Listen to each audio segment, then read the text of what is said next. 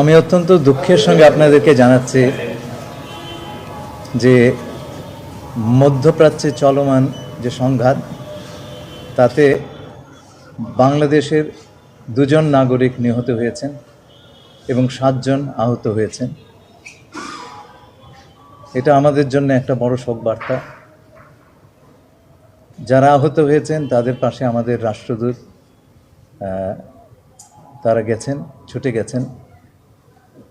আমাকে ইতিমধ্যে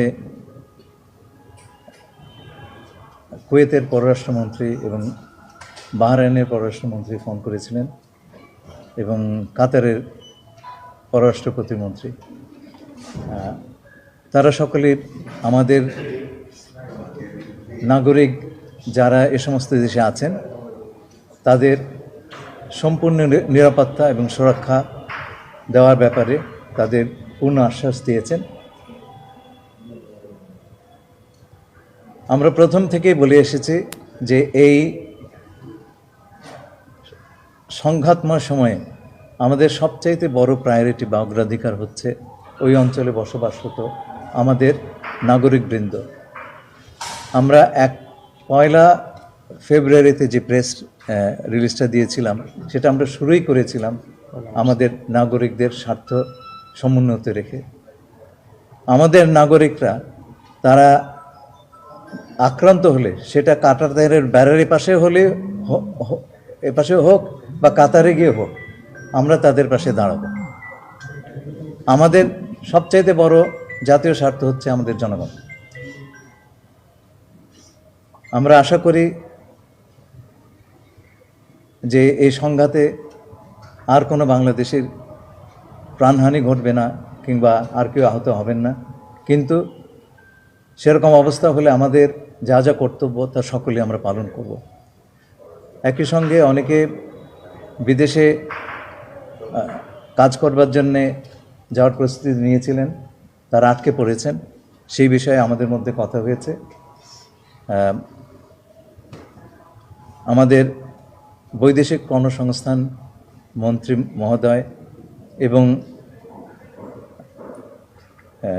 বেসামরিক বিমান চলাচল মন্ত্রণালয়ের প্রতিমন্ত্রী মহোদয় এই বৈঠকে যোগদান করেছিলেন এবং আমাদের ঊর্ধ্বতন কর্মকর্তাবৃন্দ ছিলেন। সেই সঙ্গে আমাদের প্রতিমন্ত্রী এবং মাননীয় প্রধানমন্ত্রীর পররাষ্ট্র বিষয়ক উপদেষ্টা তিনি উপস্থিত ছিলেন। আমরা যারা আটকে পড়েছেন তাদের যখন বিমান চলাচল শুরু হবে দ্রুততম সময় তাদেরকে যাবার বন্দোবস্ত করে দেবার সকল প্রকার কার্যক্রম আমরা সম্পন্ন করার ব্যবস্থা নিয়েছি এবং আশা করি আমরা দ্রুততার সঙ্গে এবং মসৃণভাবে এই কাজটি করতে পারবো। একটা প্রশ্ন হচ্ছে যে বিবেচনায় 2টি স্টেটমেন্ট দেওয়া হয়েছে এখন পর্যন্ত বাংলাদেশের পক্ষ থেকে, সরকারের পক্ষ থেকে। বাংলাদেশের অবস্থানটা সেক্ষেত্রে কোন জায়গায় ফিক্সড আছে যদি সেটা একটু বলতেন। বাংলাদেশের অবস্থান হচ্ছে খুব সোজা। প্রথম কথা হচ্ছে যে আমরা আমাদের জনগণ যারা আমাদের নাগরিক যারা ওই অঞ্চলে আছেন তাদের স্বার্থ রক্ষা 1 নম্বর কথা। আর আমরা মনে করি না যুদ্ধ বা সংঘাত কোনো সমাধান। আমরা চাই অত্যন্ত দ্রুততম সময়ে একটা আলোচনার মাধ্যমে, কূটনীতির মাধ্যমে শান্তিপূর্ণভাবে এই সমস্যাটার সমাধান হোক। মাননীয় মন্ত্রী, আমার আরেকটা প্রশ্ন অনুরোধ, কালকে মার্কিন সহকারী পররাষ্ট্রমন্ত্রী পল কাপুর আসছেন সফরে, আপনার সঙ্গে বৈঠক হয়েছে, সেটি বিষয়ে যদি একটু বৈঠকের পরে বলবো। মারা গেছে, তাদের লাশ দিয়ে আসার কোনো প্রক্রিয়া চলছে কিনা? অবশ্যই। এখন তো প্লেন চলাচল করছে না, আমরা সবসময় নিয়ে আসি, এটা আমাদের পলিসি, কিন্তু এখন তো প্লেন চলাচল করছে না। সুতরাং এই সময়টুকু সেখানে রেখে দিতে হবে এবং সেই নিয়ে আমার সঙ্গে সেই দেশের মন্ত্রীদের সঙ্গে কথা হয়েছে, তারা সমস্ত ব্যবস্থা করছেন। মাননীয় মন্ত্রী, একটা বিষয়টি জানতে চাইছিলাম, ইরানে যুক্তরাষ্ট্র এবং ইসরায়েলি যে হামলা হচ্ছে সেই বিষয়ে বাংলাদেশের অবস্থানটা কি?